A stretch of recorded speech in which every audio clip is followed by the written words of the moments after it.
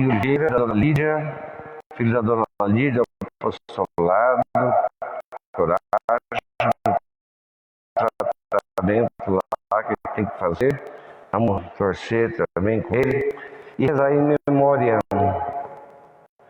de José Francisco Ramos, do Luiz Maria Menezes, do Celozinho, do Jardim da Gaia, do Mário Matias, em memória do Paulo Piacentini Filho, do Moisés Carvalho e também em memória do meu pai.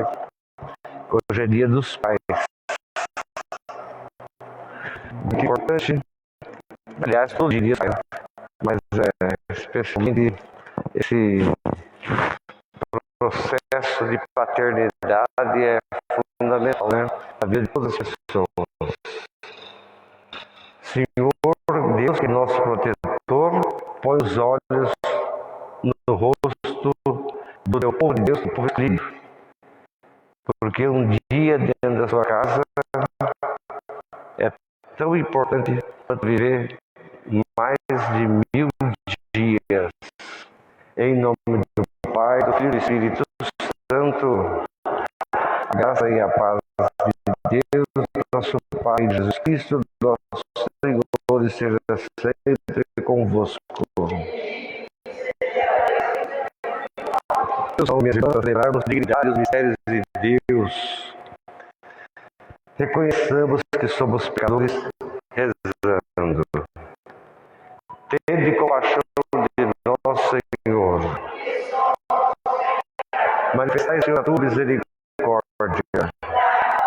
Deus Todo-Poderoso, tenha compaixão de nós, perdoe nossos pecados e nos conduz à vida eterna. Senhor, tenha misericórdia de nós. Cristo, tenha misericórdia de nós. Senhor, tenha misericórdia de nós. Assim glorifiquemos a Deus, que é Pai, Filho e Espírito Santo.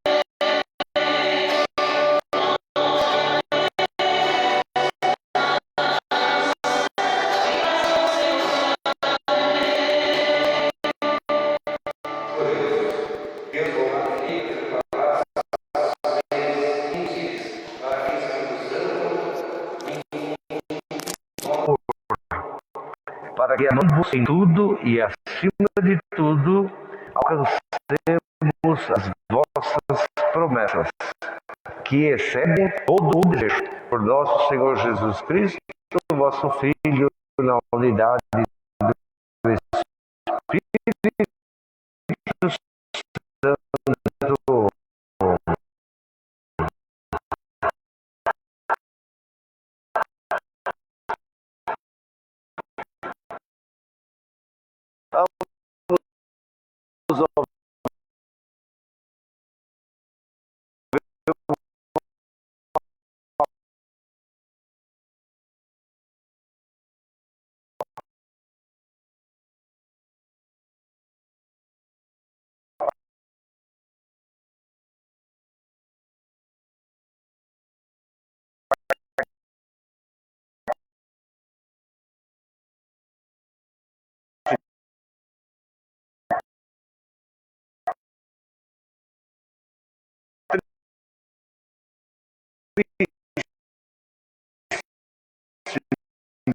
do livro do profeta Jeremias,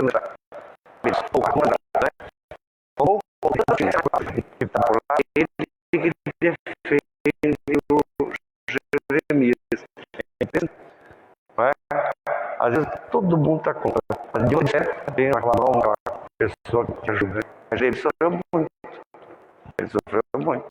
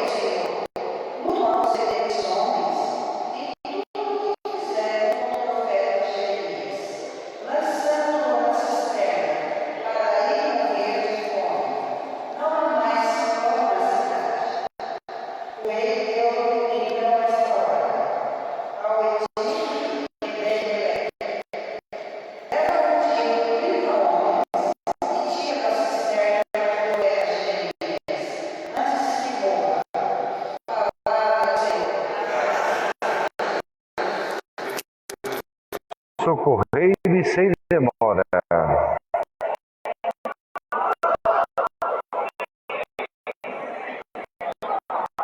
Esperei no Senhor com toda a confiança, Ele me atendeu. Ouviu meu clamor e do abismo.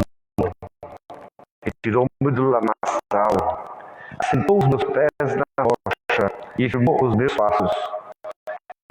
Ele pôs em meus lábios uma esperança nova, um canto novo, um hino de louvor verdadeiro a Deus. Vendo isso, muitos hão de temer a Deus, de colocar sua confiança no eu não vale nada. Eu sou um pobre, infeliz, um desgraçado. Senhor, cuide, porque o Senhor é o meu protetor. É só o Senhor que me protege, é só o Senhor que pode me libertar. Ó meu Deus, não demore.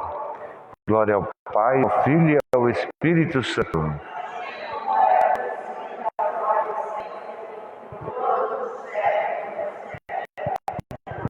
Senhor, socorrei-me sem demora. Viu-se da pescador, esse salmo nos fala que Deus escuta o grito dos excluídos. Sabia? Deus escuta o grito dos excluídos. Tem muita gente excluída no Brasil. Tem mais ou menos quantas por baixo? Você sabe? Bom, 33 milhões, aí já está no posto do rei de Sedecias. Mas tem mais. Agora, se 33 milhões se multiplica por três, mais ou menos, digamos assim, uma mulher e uma criança. Já não dá 33, dá mais, né? E aí você fazer a conta, minha filha, ó, só um tantinho assim, boa. Né? Uma pena, né? Então, são os excluídos. Mas Deus escuta. Viu, gente? O grito dos excluídos, aquela coisa que não dá nem para expressar às vezes, né? Mas enfim, desculpa atrapalhar você aí.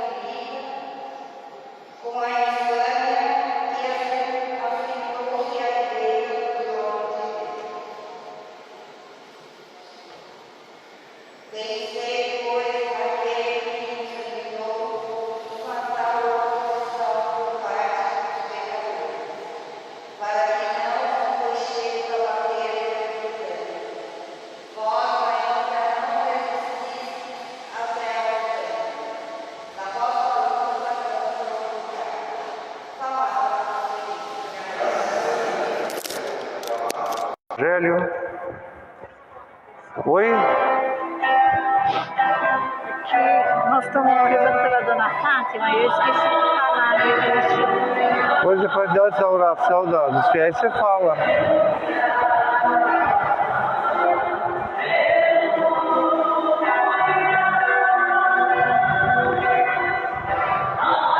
Aleluia, aleluia. Muito bem.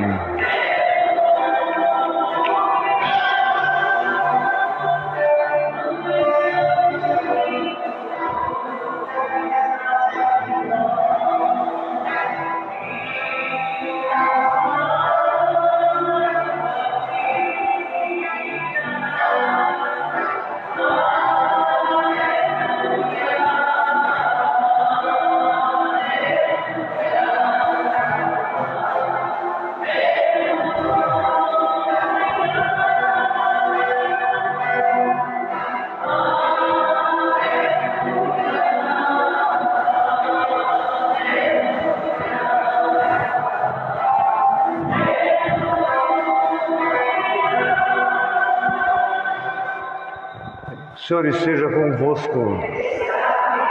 Proclamação do Evangelho de nosso Senhor Jesus Cristo segundo São Lucas. Naquele tempo, disse Jesus aos seus discípulos: eu vim trazer fogo para a terra, e eu quero que se não ela se acenda, quero que se acenda mesmo. Eu tenho de receber um batismo e estou ansioso até que ele se realize. Vocês estão pensando que eu vim trazer sossego? Que eu vim trazer paz para a terra? Não, Senhor. Eu digo a vocês, eu vim trazer a divisão. A partir de agora, estarão 5 divididos numa casa, 3 contra 2 e 2 contra 3. Estarão divididos o pai contra o filho contra o pai, a mãe contra a filha, e a filha contra a mãe, a sogra contra a nora, e a nora contra a sogra. Palavra da salvação. Podemos sentar? Já sei, eu não estou entendendo mais nada. Já sei, vocês estão pensando que eu não estou entendendo mais nada. Se Jesus perdeu o juízo, perdeu a cabeça mesmo, né? Falar umas coisas dessas. Se bem que é do temperamento dele. Era do temperamento dele. Bom, vamos entender direito. Nós já sabemos que os evangelhos entenderam quem é Jesus, a identidade de Jesus. Mas entenderam quem é Jesus não lá naquele período de convivência dos 12, entenderam depois da Páscoa, durante o período da Páscoa. Mas é um período cheio de tensões, cheio de conflitos, durante a caminhada das comunidades, né?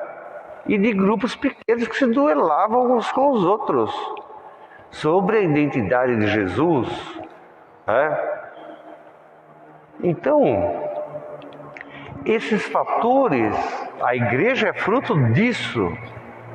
A igreja, ela é fruto dessa caminhada. O Jesus histórico, a convivência, depois a morte de cruz, a ressurreição. No período da ressurreição, o esforço dele de comunhão, transmitir a comunhão. Mas esse duelo entre grupos, né? Grupos. A igreja depois vai ser fruto disso, dessa caminhada, da diversidade, da pluralidade. A igreja vai ser, esse é o ambiente de formação da igreja. A igreja, ela tem uma caminhada que sai da fé comum para a fé na eclesialidade. É um avanço, hein? Aí que está o avanço. Aí está o avanço. A fé comum é o quê? Deus é do jeito que eu acho. Então cada um acha que Deus é uma coisa. Isso dá uma bagunça. Então os apóstolos e todo o povo, as comunidades, conseguem sair dessa fase para uma outra fase. A fase da eclesialidade, a fase da fé na eclesialidade, que é, na verdade, aquilo que Jesus quis, né? Demora para cair a ficha mesmo, eu sei, é demorado.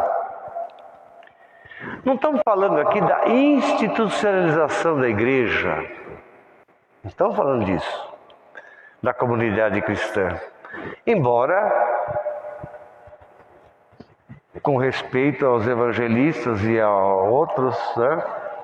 Muitas palavras que eles usam, muitos termos que eles usam, nada mais são do que um texto e uma linguagem que provém do Império Romano. A própria palavra evangelho. A palavra evangelho vem do Império Romano. O que era o evangelho? O evangelho era a notícia do imperador. Então tinha um sujeito que era um funcionário público, que era pago, ele ia no meio do povo, reunia o povo, e com ele vinham os 3 cabras tocando umas trombetas, fazendo um barulhão danado. Ele subia num banco e pegava um papel e lia. Notícia do imperador, boa notícia do imperador.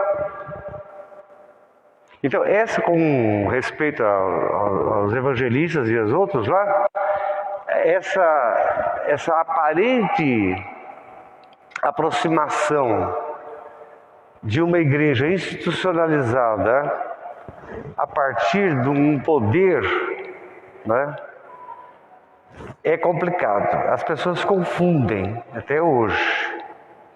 O fato é que a igreja, ela foi um forte desejo do coração de Jesus, que ele manifestou, talvez numa hora errada, não sei. Ninguém sabe se ele tinha consciência quando ele falou aquelas coisas para o Pedro. Manifestou esse desejo para o Pedro e para os discípulos. Tu és Pedro, essa pedra, ficarei minha igreja. Não sei, talvez tenha sido a hora errada, não sei. Mas enfim, foi assim que aconteceu. Mas a gente não pode controlar as coisas, você não pode alterar as coisas. Foi assim que aconteceu. Mas a gente acredita que Jesus, de certa forma, sabia o que fazia, né? Sonso ele não era. Mas é verdade que existe o ritmo histórico, que ninguém controla o ritmo histórico. Você não controla o ritmo histórico. O ritmo histórico ele acontece. Hora mais rápido, hora mais devagar. Ele acontece. E a igreja também teve que passar por esse ritmo histórico. Jesus é avançadíssimo. Os outros é tudo bola murcha. Até aquele pessoal entender. Misericórdia. Então, ele se submete ao ritmo histórico, Jesus. Ele se submete, é duríssimo. Nossa, como é terrível isso, misericórdia. É um sofrimento enorme isso. Você se submeter ao ritmo histórico, incontrolável. Não conseguir evitar os confrontos, as divisões, as tensões entre os valores cristãos, essa relação com a vida, dentro da igreja, fora da igreja, é duro. Porque Jesus nunca quis que a igreja se tornasse uma seita. Isso é certíssimo. Porque no judaísmo havia isso. Tinha o judaísmo histórico, institucional. E tinha vários grupos dentro do judaísmo. Vários. Populares, não populares. Havia vários grupos que diluíam aquela fé. Entende? O judaísmo diz assim, não existe ressurreição. O povão acreditava na ressurreição. Então havia uma diluição daqueles enunciados, né, do judaísmo, que provocava aquela celeuma, né? Provocava esses pequenos grupos que nunca se colocavam contra o judaísmo, claro. Mas eles sempre atuavam, sempre agiam. O fato é o seguinte, a seita provoca a separação do povo de Deus, legitima tudo aquilo que Jesus condenava. Jesus condenava o preconceito, Jesus condenava o moralismo escravizante, Jesus condenava o sistema de puro e de impuro, Jesus condenava a exclusão, Jesus condenava a falta de misericórdia, ele condenava a falta de consciência de que somos um só povo. Ele não aceitava isso não, ele brigava. Por isso é bom relembrar o esforço do tempo da Páscoa, que é todo domingo. O esforço do tempo pascal, em que o ressuscitado faz a gente lembrar dele na cruz. Faz sempre lembrar o conflito. Todo domingo, repare, todo domingo Jesus está dizendo um conflito. Todo domingo. Não tem um domingo que você fala assim, hoje ele está numa boa, está numa nice, não tem. Então está sempre diante do conflito, né? Justamente para mostrar para nós isso, essa realidade sagrada, né, da nossa humanidade. Porque a ressurreição foi um confronto. A ressurreição foi um confronto. A ressurreição é um tapa na cara de quem tem fé. A ressurreição é um fruto. Teve que acontecer. Teve que acontecer. Vocês lembram? Sexta-feira da Paixão, depois da primeira missa que Jesus rezou lá, ensinou a rezar a missa lá na quinta-feira, sexta-feira da Paixão, qual a situação do grupo? Um fugiu, outro se escondeu, outro não sei o quê, o Tomé então se mandou, e foi uma coisa terrível. Então, quando Jesus ressuscita, é o confronto. É o confronto. Confronto, é o confronto que tinha que acontecer. Porque eles acreditavam no Jesus da saudade. Não era da presença de Jesus. não era? A ressurreição foi um tapa na cara dos peregrinos de Emaús, um tapa na cara do Tomé, um tapa na cara do Pedro, um tapa na cara de todo mundo. Um tapa na cara. Ninguém esperava, na verdade, que isso acontecesse. Então, Deus confronta. Esse confronto, a ressurreição é um confronto. A ressurreição é um confronto. Porque a gente crê na presença dele. Não é a saudade, aquele negócio. Não, é a presença dele. No domingo passado ele não falava da vigilância? Vigilância. Vigilância. Não bobeia. Não bobeia porque qualquer hora você descamba. Você abandona a fé. Cuidado. A vigilância é você ter essa atitude de completa adesão a Ele. Ele é tudo de importante. E Jesus fala, no domingo passado, do desafio de estar sempre pronto para agir e para provar a fé. Ele está falando isso no cotidiano da gente. A gente é desafiado todo dia por Deus. Todos os dias.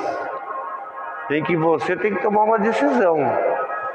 Eu provo a fé ou não? Todo dia. É assim que acontece. Então, essa realidade. E Jesus fala lá no domingo passado, quem não agir assim tem consequência. Consequência é o quê? As vergastadas, os castigos, a chicotada. Uns vai levar mais chicotada, outros vai levar menos chicotada. Mas vai ser castigado. Quem não prova a sua fé, vai ser castigado, ele diz. Ele usa essa parábola, né? Da pessoa que não está disposta, a pessoa que não tem disposição de ser cristão, de se seguir a Deus, amar a Deus, de amar o próximo. Hoje piorou. Hoje ele é mais drástico e ele fala de uma clareza muito grande. Hoje Jesus é o desconforto em pessoa. Porque quando a gente começa a ter aquela noção de ai, que bonitinho, que bondadezinha dele, olha que bonito, ele cura isso, ele cura aquilo, olha, ele se multiplica pão, ai, que jeito, que coisa bonitinha, não sei o quê. Hoje ele vem e tira você dessa visão. E ele fala hoje das consequências em aderir à verdadeira vontade de Deus, presente dele. Um segredo para entender esse texto hoje é que Lucas escreveu isso no ano 70. Jerusalém já tinha ido para os quiabos, o cristianismo já era uma briga entre cristãos e não cristãos, entre cristãos e judeus, era uma guerra. Lucas escreve isso no ano 70. Por isso Lucas coloca esse texto, como os outros evangelistas, coloca esse texto aqui dizendo que Jesus exige de nós uma posição. Ou nós estamos contra ele ou a favor dele. Diante da realidade vivenciada por Lucas, que ele deve ter aprendido de Paulo também. Então, essa atitude, o que Jesus, além de saber quem é Jesus, o que esse homem veio se meter aqui, o que ele veio fazer aqui? Essa é a questão por detrás, né? O que esse homem veio se meter na nossa vida, se meter aqui, por que ele veio? Nós sabemos, teoricamente, que ele veio para salvar a gente. Mas salvar como? Através de uma proposta. O que é essa proposta? É a proposta lá do Pai, a proposta de Deus. O que os evangelistas chamam de reino. Chama de reino. Não é aderir só à pessoa, mas ao reino. A proposta que ele traz. Então os evangelhos não querem somente mostrar a identidade de Jesus. a beleza dele, a boniteza, aquela frescurite toda que a gente gosta, né? Não é isso não. Mas o que ele veio fazer realmente? Então, a proposta de Jesus é a proposta do Pai. A proposta do reino. Eles chamam de reino, na meu ver equivocado, mas enfim. Que é o conteúdo central do Evangelho. Mateus comunica o Evangelho do reino. E Mateus diz, o reino de Deus. Ele usa essa expressão, o reino de Deus. Para uma comunidade de judeus. Mateus é mais ou menos ousado, mais ou menos respeitoso com os membros da sua comunidade. Mas ele vai longe, ele não fica só nessa conversa, o reino de Deus. Ele fala, o reino do céu. Judeus lá, confronto com a mentalidade do Antigo Testamento. Mentalidade do Antigo Testamento. Quem pode falar do céu? Ninguém. Eu não posso falar do céu. Quem pode falar do céu é só Deus. Não é? Só Deus pode falar do céu. Eu não posso falar do céu. Ninguém pode falar do céu. Então, Mateus fala, o reino é de Deus, pertence a Ele, ninguém é dono. Mas o reino é do céu. Por isso que Marcos é mais bonitinho, né? Marcos é mais direto. Marcos diz, Evangelho de Jesus Cristo, Filho de Deus. Então, logo, Jesus fala aquilo que Deus fala. Mas de onde vem essa coisa, meu Deus? Vem da saudade, muito saudável, daquele paraíso que está descrito no Gênesis. Naquele paraíso,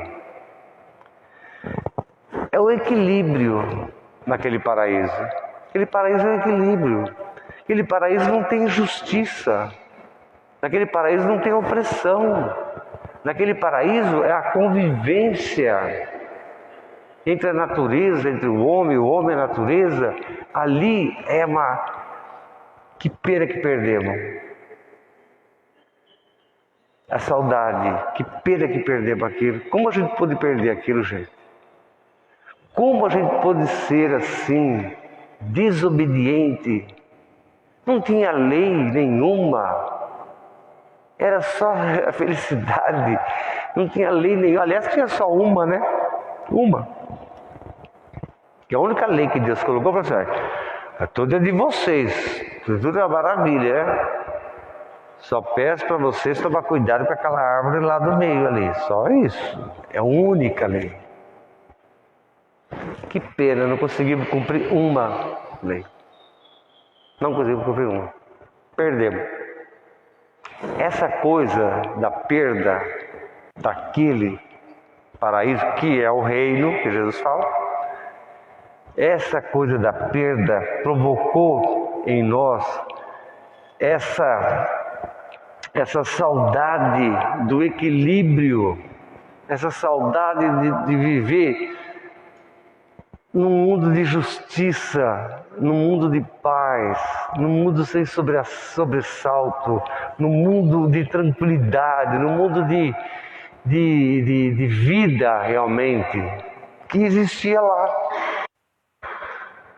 Então, dentro da nossa alma, dentro da profundidade da nossa alma, no judaísmo e em nós cristãos, está aquela realidade passada, aquela realidade perdida, aquele tempo lá atrás, como diz, é James Joyce que fala, tem o tempo perdido, né? É James Joyce que fala do tempo perdido, Em Busca do Tempo Perdido, é ele, né? Escreve, aquele irlandês maluco que escreveu aquele livro que ninguém entende, Em Busca do Tempo Perdido.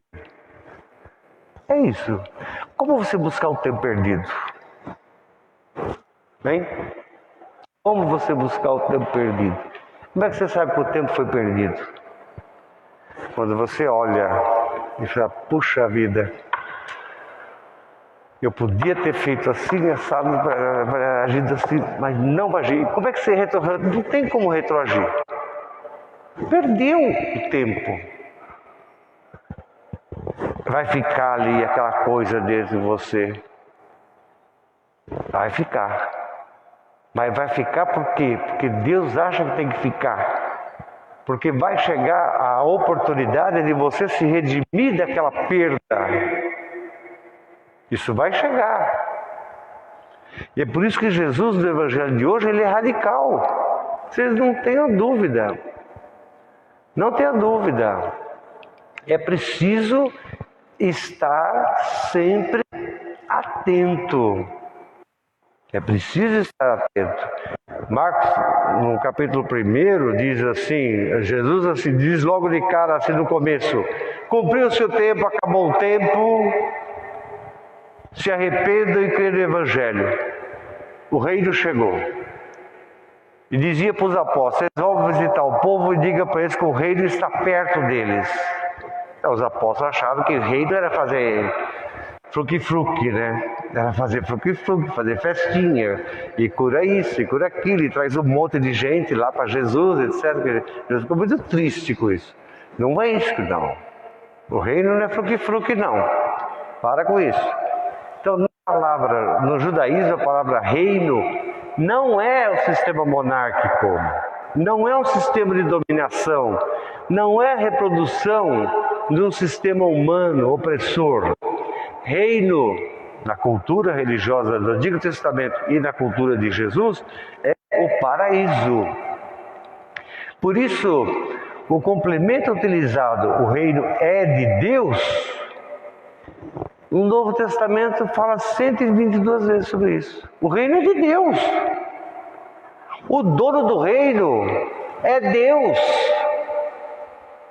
O dono do reino é Deus, não é ninguém, não é uma pessoa, não é um ser humano. Não tem igreja nenhuma ou sistema religioso qualquer que seja o reino de Deus. Não tem. Os primeiros padres da igreja, lá no século IV, V, ensinaram o seguinte: o reino não é um sistema monárquico, mas o reino é o próprio Jesus. Jesus é a auto-Basileia. Jesus é a auto-Basileia. Ele próprio é assim. Ele próprio é o reino. Então o reino é uma visão cristológica, né? Do reino. Então o reino é o próprio Filho de Deus. Mas vamos tomar cuidado, hein? Né? Tomar cuidado, porque os primeiros padres da igreja também falavam sobre isso. Tome cuidado. O reino não é um idealismo. O reino não é misticismo. O reino não é designação mística que está dentro aqui, está aqui dentro, interiorizado aqui. Não é. Toma cuidado. Porque esse tipo de mística pode conduzir aos exageros, hein? Ao exagero terrível naqueles que creem, que deforma, então, deforma. O exagero é a deformação do sentido de pureza, o sentido de paraíso espiritual, o sentido de convivência, e conduzir a gente para uma fé fechada, atrasada e com muita violência. Então, toma cuidado. Jesus nos mostra os sinais do reino. O reino existe sinais que está presente no mundo, mesmo no mundo de hoje, esse mundo feio, esse mundo, entendeu? O reino está presente. O problema é você enxergar, né? Você enxerga os sinais. Mas você vê os sinais. E Jesus mostrava os sinais. Ele mostrava os sinais. Ele não só mostrava os sinais, mas ele mostrava quem ele era. Então o evangelho de hoje é um evangelho cheio de esperança, por incrível que pareça. cheio de esperança. É um evangelho que reacende o valor daquilo que vale a pena ter fé, praticar a fé de Jesus nesse mundo que a gente está vivendo. Mas você está pensando que você acha que vai ser muito assim, tranquilo, é? Ser cristão, ter fé verdadeira em Jesus Cristo, você acha que é tranquilo? Não é tranquilo. Vai ter obstáculos na sua vida. Os profetas ali falavam tanto disso. Vai ter obstáculos na sua vida. Temos que enfrentar os obstáculos. Jesus aqui está dizendo assim, Jesus não engana ninguém, eu já falei isso para vocês. Jesus não engana ninguém.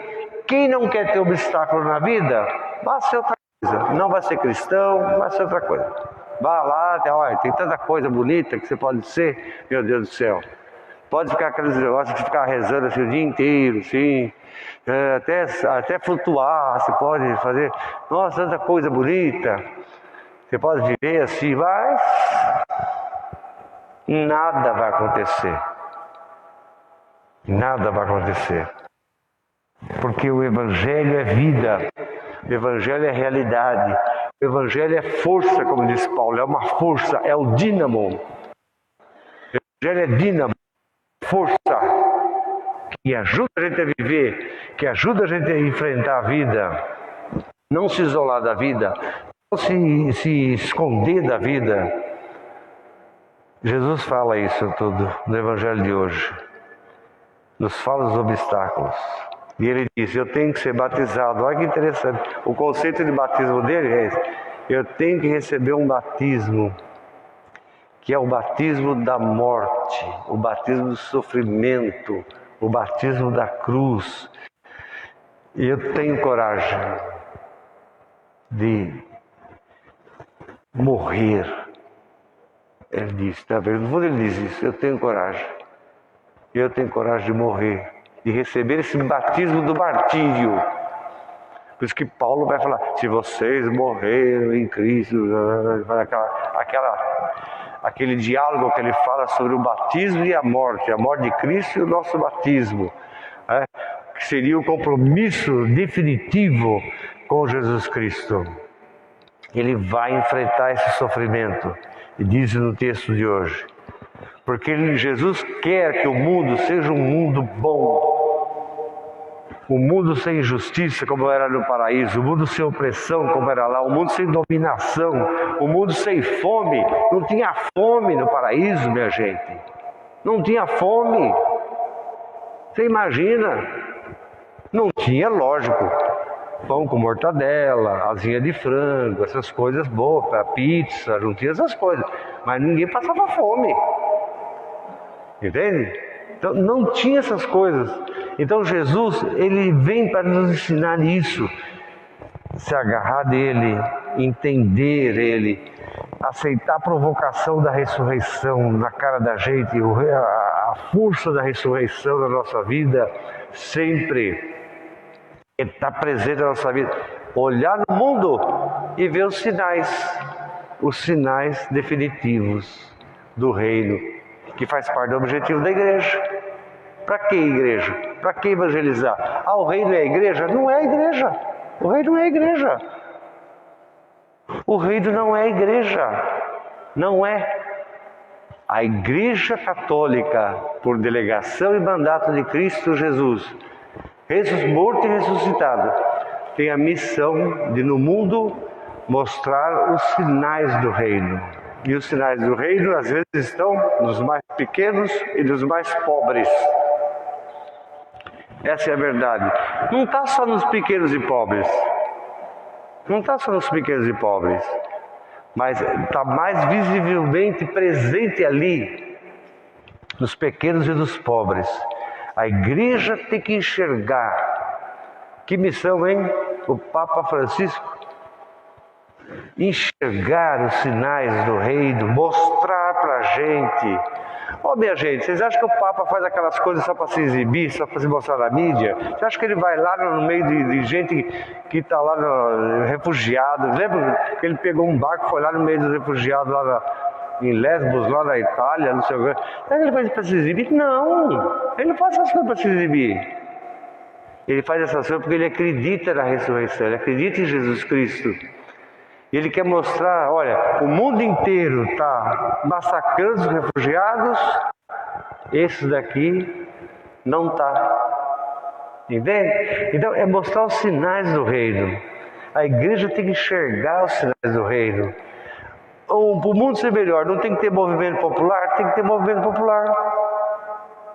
Tem que enxergar, tem que ver. O povo tem que lutar para ter um mundo melhor. Né? Se a igreja deixar de ver os sinais do reino, ela vira qualquer coisa. Ela vira uma ONG, ela vira uma associação de futebol, ela vira um sindicato, ela vira um partido político, ela vira qualquer coisa, menos igreja. O Papa cansou de falar isso, a igreja não é ONG, né? Ele não é mesmo. Não é mesmo. A igreja não pode deixar de ver os sinais do reino, senão ela vira uma empresa, ela vira uma seita. Jesus diz que não serão todos os que vão enxergar os sinais do reino. São aqueles que vão ser oposição a gente, são aqueles que vão ser obstáculos na nossa vida. Tem sempre conflito de Jesus, tem sempre divisão. Tem sempre aqueles que não querem dialogar, não quer. Aqueles que se afastam, não querem dialogar, não quer saber. Agora vem o bonito. Vem o bonito que Jesus fala. Teremos tudo isso, mas um irmão do outro. O pai contra o filho contra o pai, a nora contra a sogra contra a nora, mas tudo é um irmão do outro. Então não tem essa coisa do ir para lá e eu para cá.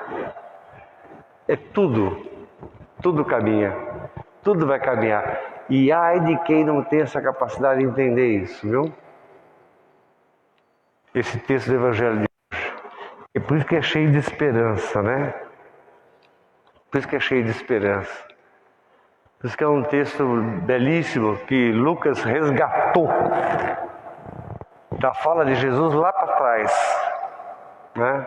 No ano 70, São Lucas resgata essa coisa que ele falou em Marcos e em Mateus lá. Ele resgata e traz no meio aqui desse assunto todo aqui. Tudo é irmão da gente. No fundo, Jesus está falando assim: o teu inimigo é teu irmão. Entende? O teu pai não é teu inimigo. O teu filho não é inimigo do pai. A nora não é inimiga. A gente pensa que é inimigo, mas não é inimigo. Se dá para entender que essas coisas é complicado, né, gente? Não é complicado? Tem que ter fé, né? Porque a gente pensa umas coisas que não é. Oposição vamos ter sempre. Implicante, gente chata, gente que não tem o que fazer na vida. Entendeu? Sempre vai ter isso. Mas é tudo irmão da gente, na verdade. Essa é a verdade que Jesus disse pra gente. Então, esse texto é muito bonito de hoje, do Evangelho, que é um texto profético. É um texto que apresenta para a gente caminhos de relacionamento. Caminho de relacionamento. Não ter ódio de ninguém. Não ter ódio de ninguém. Provocar sempre a conciliação entre as pessoas. Ainda que as pessoas achem que são umas contra as outras. Não é assim. E se Deus quiser, a gente que tem essa saudade tão grande daquele tempo tão maravilhoso que experimentamos com Deus, na convivência direta com Deus, no mundo sem fome, no mundo sem opressão, no mundo de profunda convivência verdadeira, né? Como que o Adão conseguia conviver com aquela mulher numa boa, não tinha... Como que a Eva conseguia entender aquele rapaz? não é o mundo da perfeição, mas é o mundo que Deus criou para a gente e que Jesus quer que a gente lute bastante para trazer aqueles sinais de volta, para a gente enxergar, ter esperança e ir para frente, crescer na fé. Oh meu Deus, falei demais. Creio em Deus Pai Todo-Poderoso.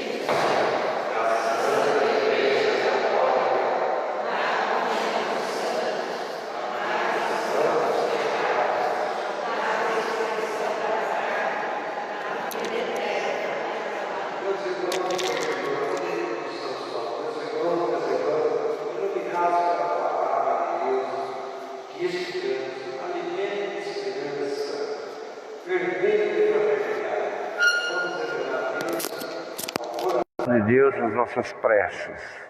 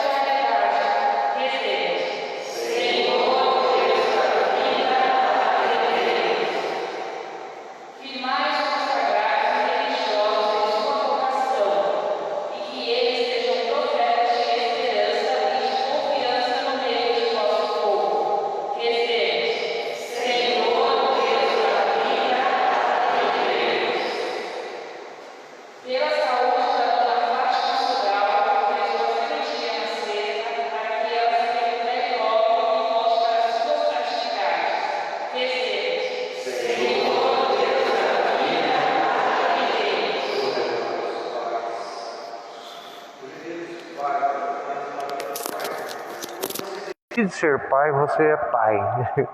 Não tem um dia, né?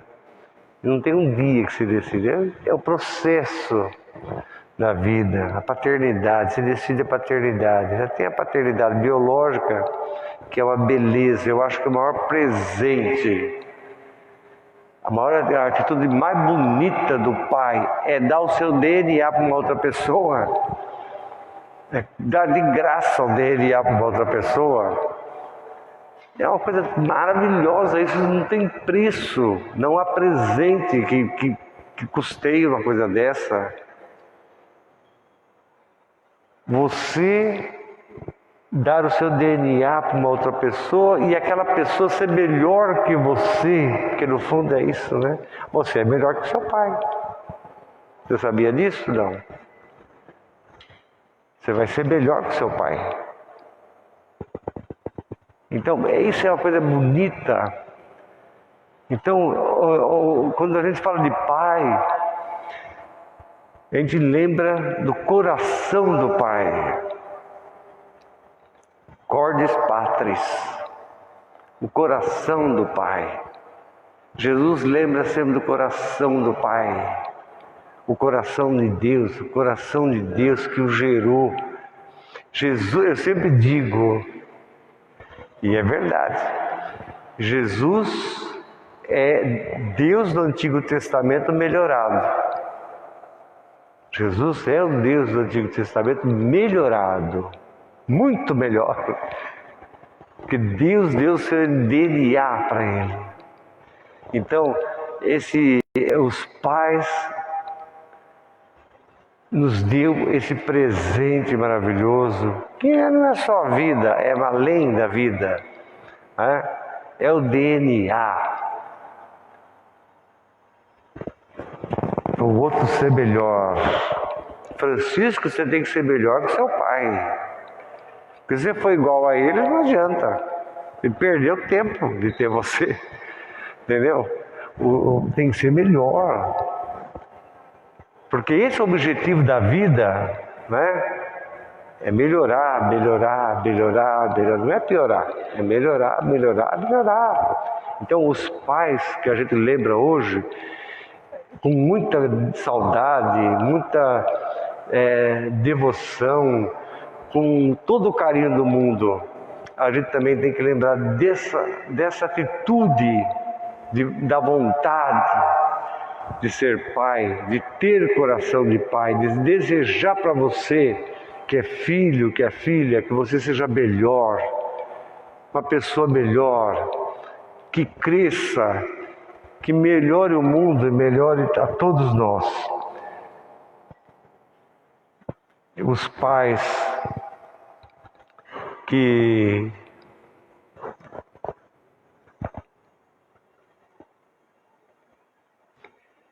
vivem no meio de uma guerra, no meio de guerra declarada e guerra não declarada, né? No meio de uma guerra, como é que é o coração de um pai? No meio de uma guerra, onde a conexão é cortada pelas forças da realidade. Não é pela morte, é pela realidade. Como lembrar desses pais, o sofrimento deles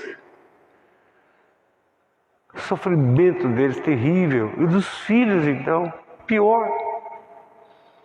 Eu lembro quando teve aquele conflito, eu não me recordo agora, foi há pouco tempo, teve aquele conflito que queriam invadir a Crimeia, se eu não me engano, da Crimeia. O pai e a mãe deitou na linha do trem, você lembra disso? Lembra disso? O pai e a mãe o pai deitou na linha do trem para não levarem seu filho. Isso pelo amor de Deus, né? Um homem desse é mais do que santo. Então, o coração do pai, ter o coração de pai, deseje ser pai, queira ser pai, não sabe de tudo, vai aprender como é que é. A vida vai ensinar você como ser pai, que é assim que acontece. E orgulho do seu pai, ter orgulho do seu pai, agradecer a Deus todos os dias. Temos pai aqui e temos o pai, o coração do pai, que Jesus nos revelou. Senhor, abri para nós os nossos ouvidos, a Tua palavra, que acabamos de escutar, e que Jesus trouxe à terra, como Ele mesmo chama, como fogo, para acender o coração da gente, para que a gente seja mais perseverante para a vitória da cruz, que é o maior sinal que Ele nos deu. Por Jesus Cristo, nosso Senhor. Amém.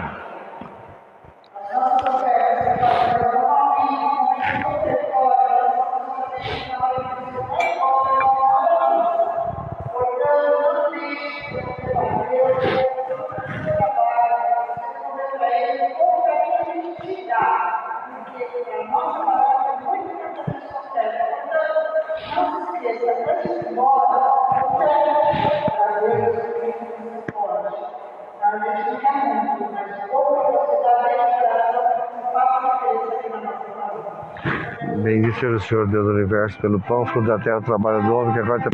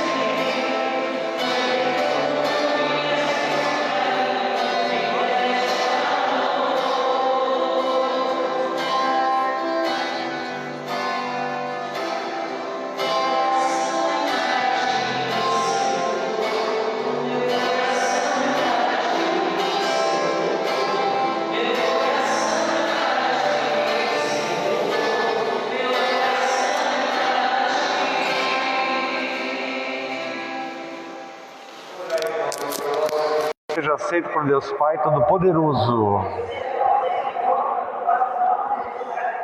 para a glória do seu nome, para o nosso bem.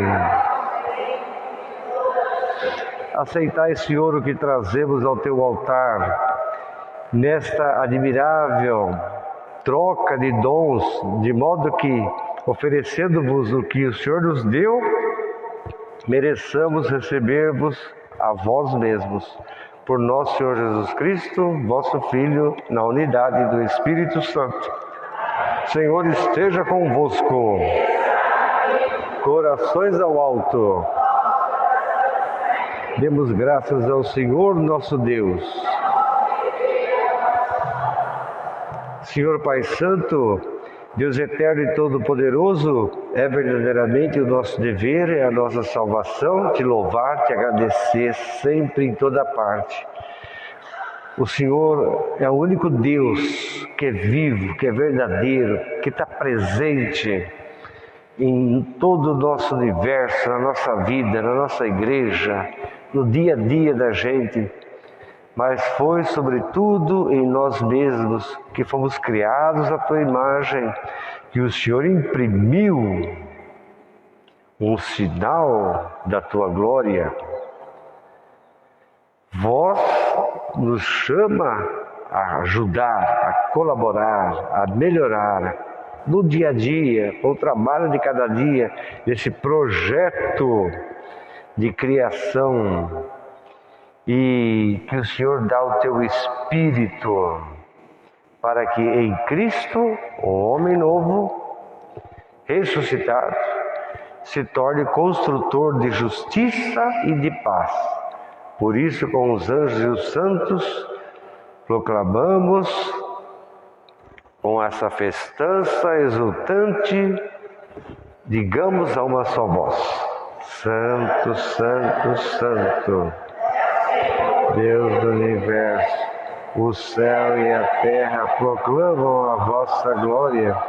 Hosana nas alturas, bendito que vem em nome do Senhor. Sois verdadeiramente santo e digno de glória a Deus, amigo dos homens, que sempre os acompanha no caminho da vida. Verdadeiramente bendito é teu Filho Jesus, que está presente no meio de nós, quando nos reunimos no seu amor. E como outrora aos discípulos de Emaús, ele nos explica o sentido da Escritura e reparte o pão da vida com a gente. Nós te suplicamos, Pai clementíssimo, enviai o teu Espírito Santo para que santifique esse pão e esse vinho, de modo que se convertam para nós no corpo e no sangue de nosso Senhor Jesus Cristo. Na véspera da sua paixão, durante a última ceia, ele tomou o pão, abençoou e partiu o pão. Deu a seus discípulos dizendo: tomai todos e comei, isso é meu corpo que será entregue por vós.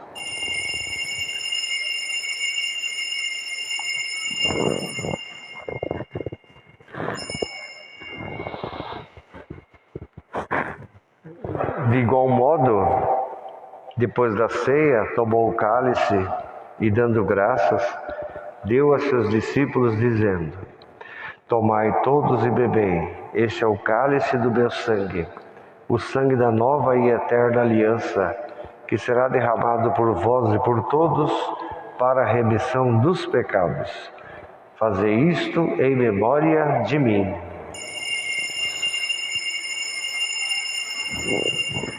Eis o mistério da fé. E proclamamos a vossa ressurreição. Pai Santo, celebrando o memorial de Cristo, vosso Filho, nosso Salvador, que pela sua paixão e morte na cruz, fizestes entrar na glória da ressurreição e glorificastes, sentando à tua direita, anunciamos a obra do teu amor, enquanto esperamos a sua vinda gloriosa, e vos oferecemos o pão da vida e o cálice da salvação. Olhai para a oferta da tua igreja, na qual vos oferecemos o sacrifício de Páscoa de Cristo, de teu Filho, como nos foi deixado, para que, pelo Espírito Santo do amor, sejamos contados agora e por toda a eternidade entre os membros de vosso Filho, cujo corpo e sangue nós comungamos.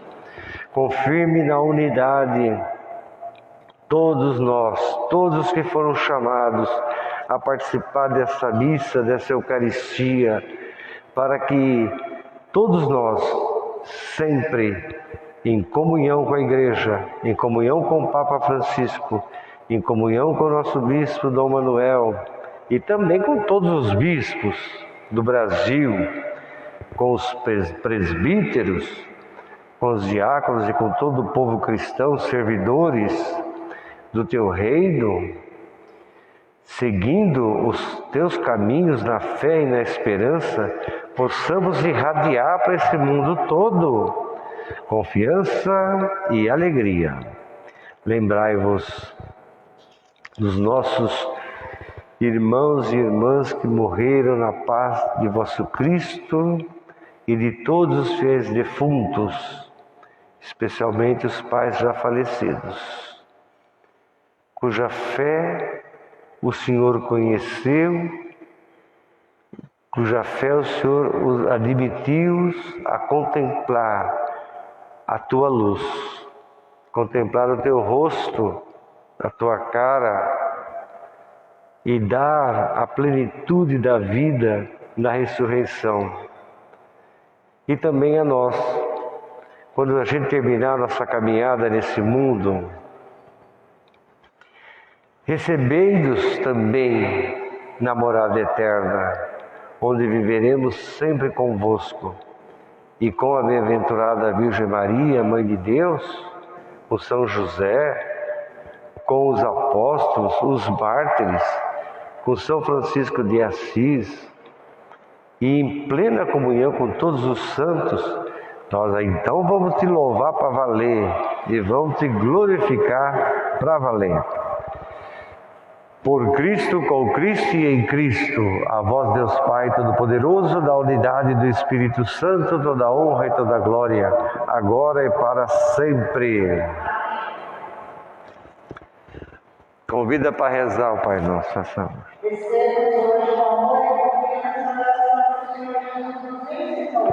Pai nosso que estais no céu, santificado seja o vosso nome, venha a nós o vosso reino, seja feita a vossa vontade, assim na terra como no céu. Nos dai hoje, perdoai as nossas ofensas, assim como nós perdoamos a quem nos tem ofendido, e não os deixeis cair em tentação. Vocês viram aí, né? A oração do Pai Nosso, é aí que Jesus chama o reino de reino, né? Livrai-nos de todo o mal, Senhor, dai ao mundo a tua paz em nossos dias, para que, ajudados pela tua misericórdia, sejamos livres do pecado, da divisão, de tudo quanto é coisa que perturba a gente, enquanto esperando a vinda gloriosa de Jesus Cristo, nosso Salvador. A paz do Senhor esteja sempre convosco. Cordeiro de Deus, que tirais o pecado do mundo,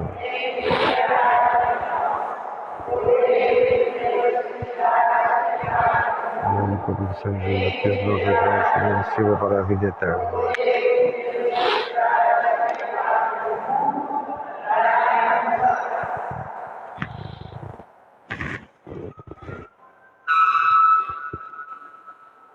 Mas tá ligado? Não sei agora. Tá. Eu sou o pão vivo descido do céu, disse Jesus. Quem comer desse pão vai ter vida verdadeira, vida eterna. Eis o Cordeiro de Deus que tira o pecado do mundo. Vai para a vida eterna. Amém.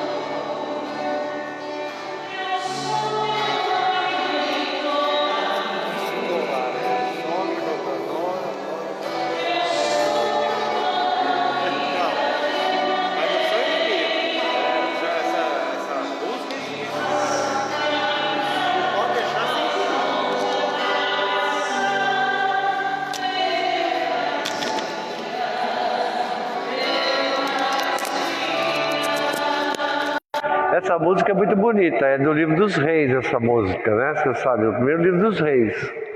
A irmã Miriam compôs essa música, né? Primeiro livro dos Reis. Que de fato chega uma hora na vida da gente. O profeta Elias teve uma época que ficou tão cansado da vida. Ele ficou tão chateado, tão cansado da vida, tanto assim, tão para baixo mesmo. Que aí Deus falou isso para ele: ô Elias, cria coragem, rapaz, come uma comidinha aí, você for ficar forte, vai. O caminho é longo, meu filho. O caminho é longo. Aí a irmã Miriam fez essa música inspirada nesse momento, né, do profeta Elias. É isso, a Eucaristia é um alimento, na verdade é um alimento espiritual mesmo, né? A Eucaristia é um alimento espiritual que fortalece a gente na caminhada. Não é só a palavra fortalece também, mas não é igual à Eucaristia, né? A Eucaristia é um conjunto, né? É um super alimento, vamos dizer assim, né? Não é só palavra, né? A palavra é palavra, né? Mas a Eucaristia, né? Que é Ele mesmo, o próprio Jesus, esse exemplo, essa coisa. Puxa vida, né? A gente acha que a gente sofre, não é verdade? A gente acha que a gente sofre, né? E mais sofreu foi Jesus, né? Como diz o povo, né? Mais sofreu foi Jesus. E é verdade.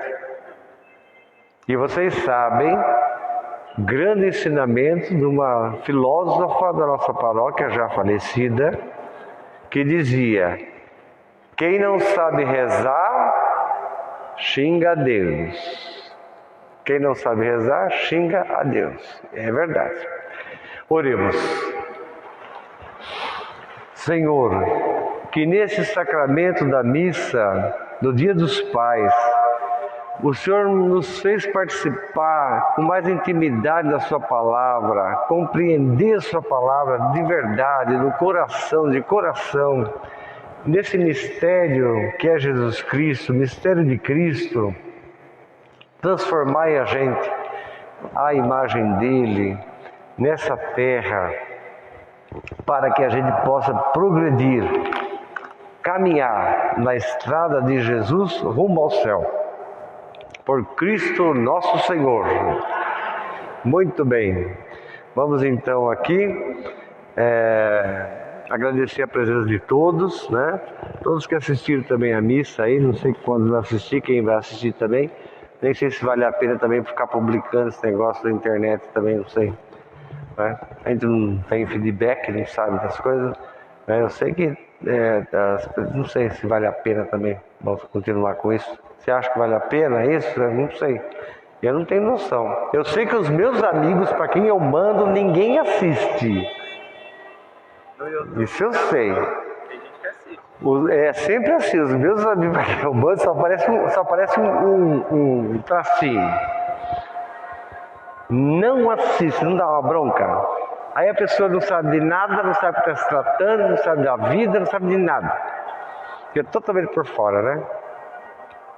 Tem que assistir, tem que ter essa disciplina. A gente publica lá, manda, para você depois ir em casa, durante a semana, você liga de novo lá, escuta, né? Que o áudio sai melhor com esse negócio aqui, né, Daniel? O áudio sai bem melhor, mais puro lá. Mas enfim, bom Dia dos Pais para vocês. Deus seja abençoado, vocês também sejam abençoados. Tenham uma semana ótima, cheia de saúde, de esperança, viu? E esperança sempre, de esperança sempre, sempre. Mesmo que o muro seja mais alto para pular, mas ter sempre esperança. E coragem. Coragem não vai, não adianta. O Senhor esteja convosco. Abençoe-vos o Deus Todo-Poderoso, o Pai, o Filho e o Espírito Santo. A missa aqui de quinta-feira às 8 horas, né? 7 horas do cunhado dela que morreu essa semana num acidente em casa. Ela está convidando todo mundo. Quem quiser participar, quinta-feira, 7 da noite aqui na igreja, tá? Vai ser uma honra para ela e para toda a família, tá? Coragem, minha gente. Um beijo para vocês todos, no coração de vocês. e muito amor nessa vida